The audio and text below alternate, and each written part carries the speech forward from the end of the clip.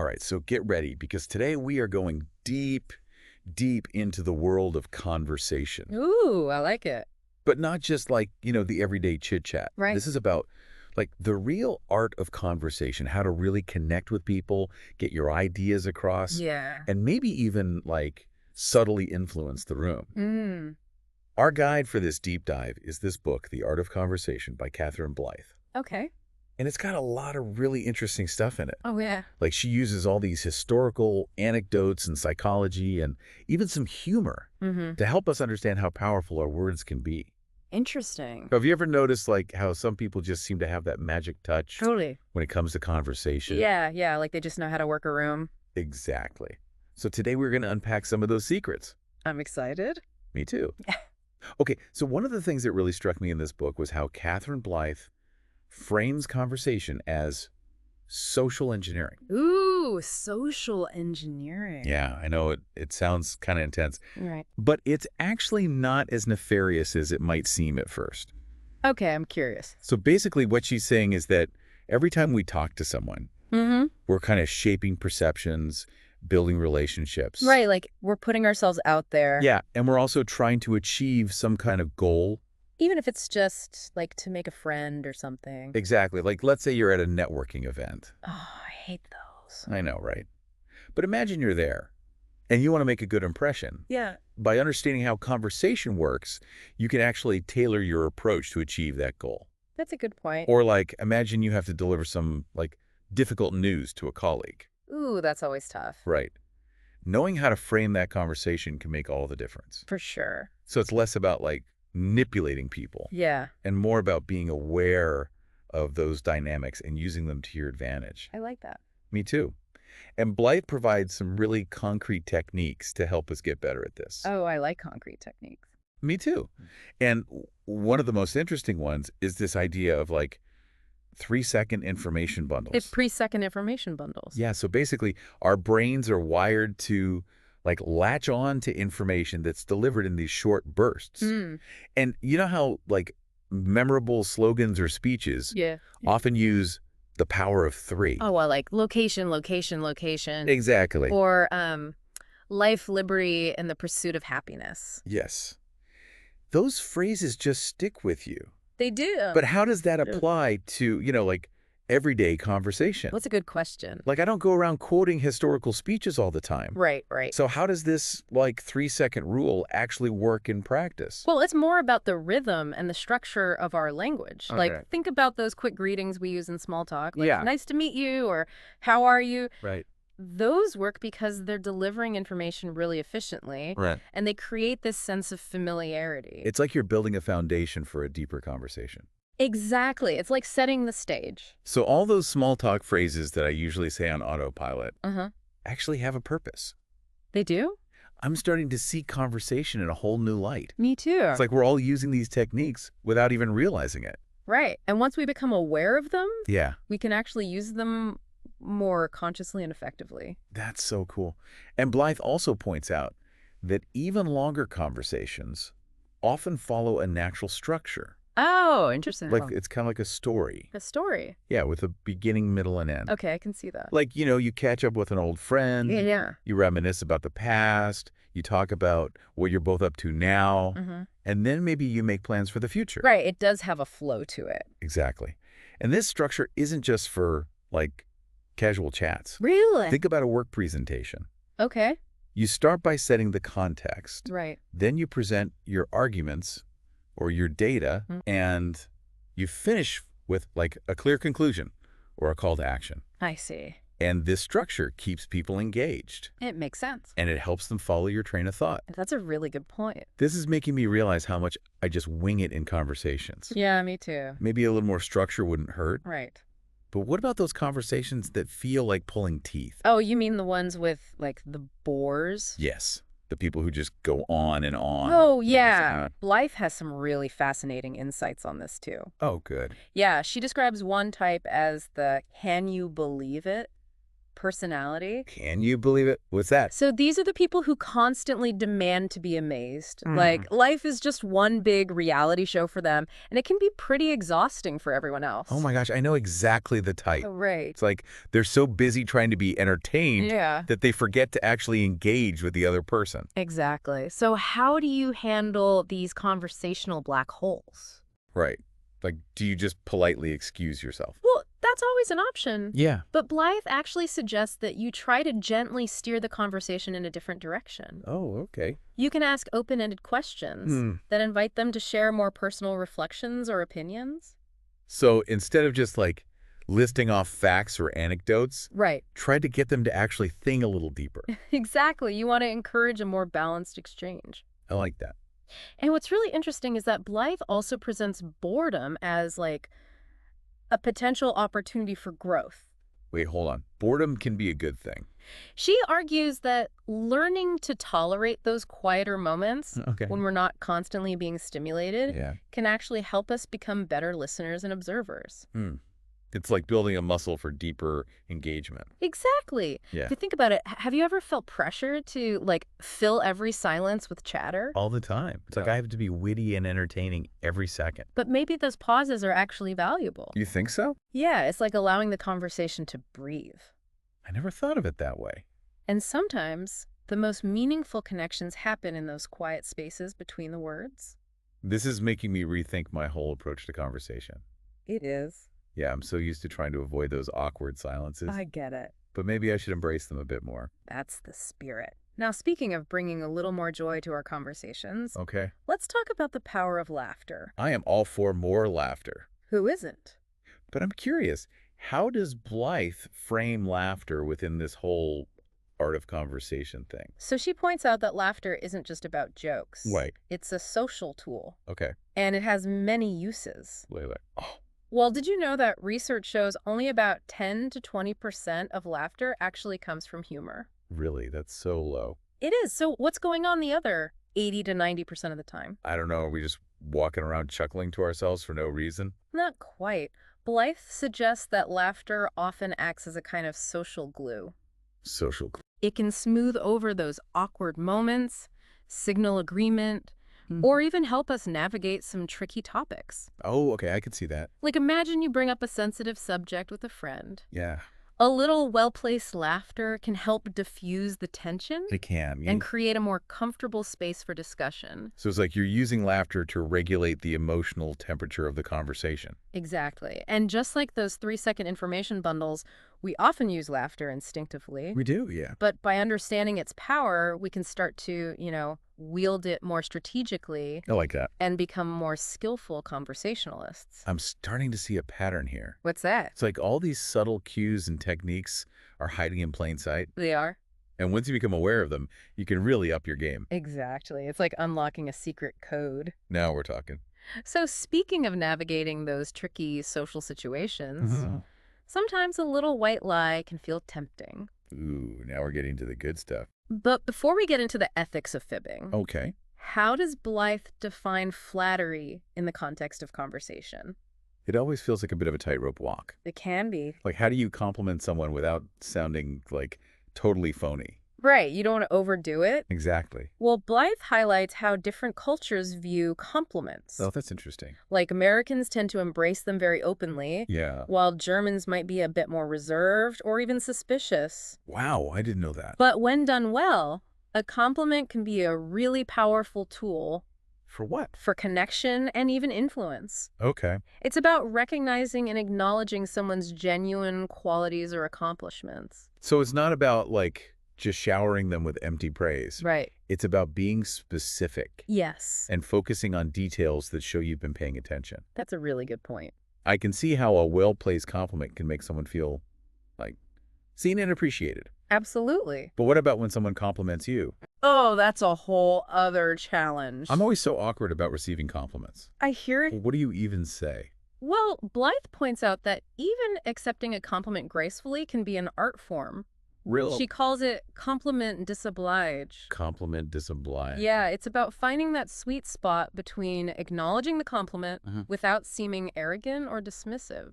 So it's about, like, sharing the credit Right. or deflecting a bit. Or simply expressing gratitude. Okay, that makes sense. Like instead of just mumbling thanks, Yeah. you could say something like, I appreciate that. I put a lot of effort into this project, and it's great to hear that it resonated with you. That's much better. It shows you've acknowledged the compliment Yeah. without making it all about you. It's a subtle but important dance. It is. Okay, we've covered a lot of ground here. We have. From social engineering to boredom to the power of laughter. It's been quite a journey.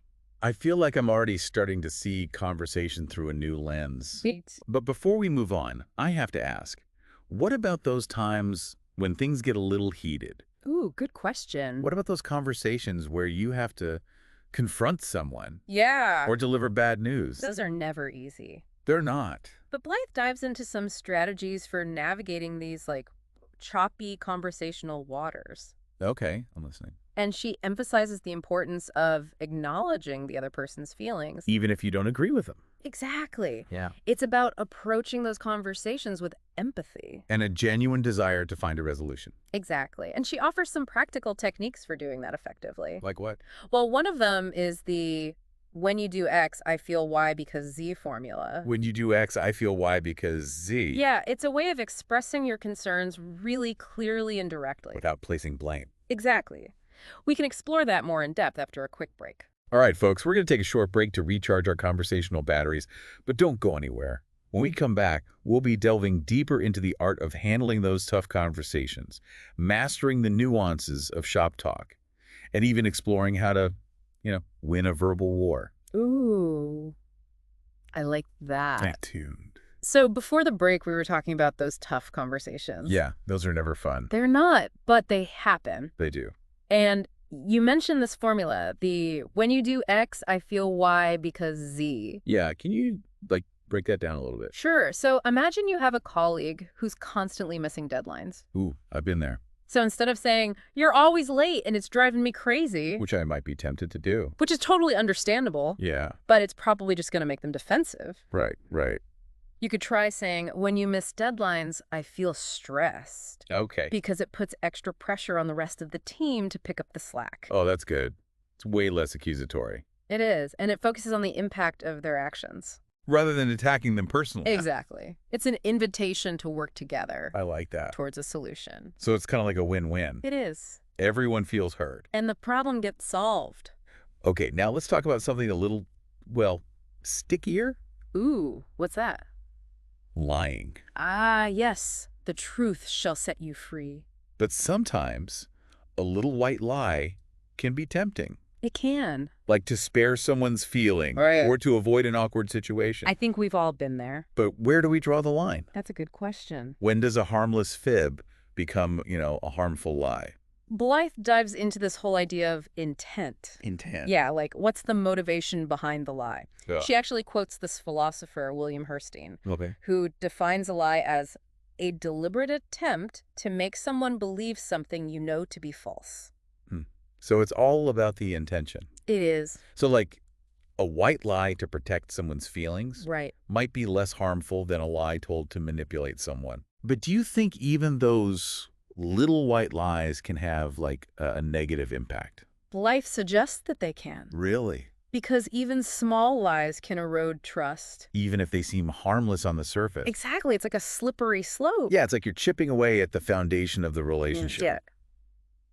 Okay, this is making me rethink my whole approach to honesty. It's good to be mindful of these things. It is. Now, speaking of honesty, Oh, yeah. have you ever struggled with what to say to someone who's going through a tough time? Oh, all the time. It's hard, right? It is. What do you say to someone who's just lost a loved one? Right. Or who's been diagnosed with a serious illness?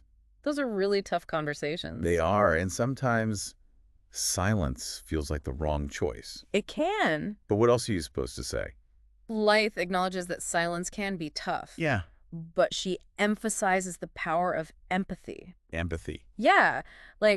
You don't need to have all the answers. Okay. Or offer solutions. Right. Sometimes just saying, I'm so sorry you're going through this. I'm Yeah. here for you if you need anything. That can be enough. It can. Just being there for someone. Showing that you care. Exactly. Okay, let's shift gears a bit and talk about workplace communication. Oh, yeah. That's a big one. It is. Blythe devotes a whole section to shop talk. Shop talk. It's basically about how to communicate effectively at work. Okay, because there are so many unwritten rules. There are. And office politics. And power dynamics. Right. It can feel like a minefield. It can. So, like, where do we even begin? Well, one of the most common pitfalls that Blyth points out Okay. is the assumption that people understand what we mean. Oh, yeah. I do that all the time. We all do. We take shortcuts in our language. Right. We assume shared knowledge. But that's not always the case. It's not. And those little miscommunications can add up. Yeah, they can create big problems. Missed deadlines, derailed projects. Right. And just like general frustration. So what's the solution? Blyth stresses the importance of being explicit, Okay. avoiding jargon, Right. and double-checking that everyone's on the same page. So it's almost like you have to over-communicate You do. to avoid those assumptions, Because clarity is key, especially at work. where efficiency is so important. And teamwork. Absolutely. But what about when you do have to have a difficult conversation with a colleague? Like when there's a conflict, Yeah. Blyth recommends active listening. I've heard that term before. But what does it actually mean in practice? Yeah, like how do you actually do it? It's about really trying to understand the other person's perspective, Okay. not just hearing their words. Right, but really listening. You can use techniques like repetition. Repetition. Yeah, like, so what you're saying is, Oh. or paraphrasing. Let me make sure I understand. Exactly. It shows that you're paying attention, And that you're trying to see their point of view. which can make all the difference It can. in resolving conflict. Okay, this is all really helpful. Good. Now, can we talk about something a little lighter? Sure. Networking. Oh, the dreaded network. I know, right? But it's kind of a necessary evil. It is, but Blyth has a really refreshing perspective on it. Oh, good. She suggests that instead of approaching it as a transactional exchange, Okay. think of it as an opportunity to have genuine, interesting conversations. So less about, like, collecting business cards. And more about connecting with people. On a human level. Exactly. Find common ground. Okay. Ask engaging questions. And share your own passions and interests. Exactly. Blyth actually tells this story about meeting the founder of this really successful hedge fund. Okay. And he attributed his success to building authentic relationships That's interesting. with his clients. So it's about more than just, like, making a sale. It is. It's about building trust I like that. and loyalty. It makes networking seem a lot less scary. It does, doesn't it? Now, before we wrap things up, I have to ask about one more thing. What's that? Flattery. Ah, yes, the art of the compliment. It can be a powerful tool, It can. but it can also be really tricky. It can. You have to be careful. Like, how do you strike that balance between being genuine Right. and not sounding like fake or manipulative? Blyth emphasizes the importance of authenticity. Authenticity. Yeah, genuine flattery comes from a place of recognizing someone's true qualities. It's not about, like, buttering them up. Right, or trying to get something from them It's about seeing the good in them. and acknowledging it. Okay, I can see that. And she also talks about the importance of receiving compliments gracefully. Oh, yeah, that's tough too. It is. It's about finding that sweet spot. That compliment disobliged. Exactly. Acknowledging the compliment Yeah. without making it all about you. It's a dance. It is a subtle dance. Okay, before we move on to the final part of our deep dive, I have to bring up one more thing. Oh. What's that? Lying. Yes, we can't escape it. It's a part of life. It is. But is there such a thing as a good lie? Blyth dives into this question. Okay. And she suggests that the motivation behind the lie Yeah. really matters. So, like, a lie to protect someone Right. might be different. Than a lie to manipulate someone. It makes sense? But even those little white lies Uh-huh. can have consequences. Right, They can erode trust. Even if you have good intentions. It's something to think about. It is. It's like food for thought. Exactly. Now, are you ready to move on to the last part of our deep dive? I am. And I think our listeners are too. Great, because we've got some really interesting stuff to cover. Like what? We're going to talk about how to master those workplace conversations, Oh, turn networking events into opportunities, I like that. and even delve into the art of using humor effectively. I can't wait. Stay tuned, everyone, for the grand finale of our deep dive into the art of conversation. Okay, so we're back and ready to wrap up our deep dive into the art of conversation. And I think we saved some of the best stuff for last. We did. So you mentioned before the break that we'd be talking about workplace communication. We are. It's a jungle out there. It can be. But with the right tools, you can navigate it like a pro. Okay, I'm all ears.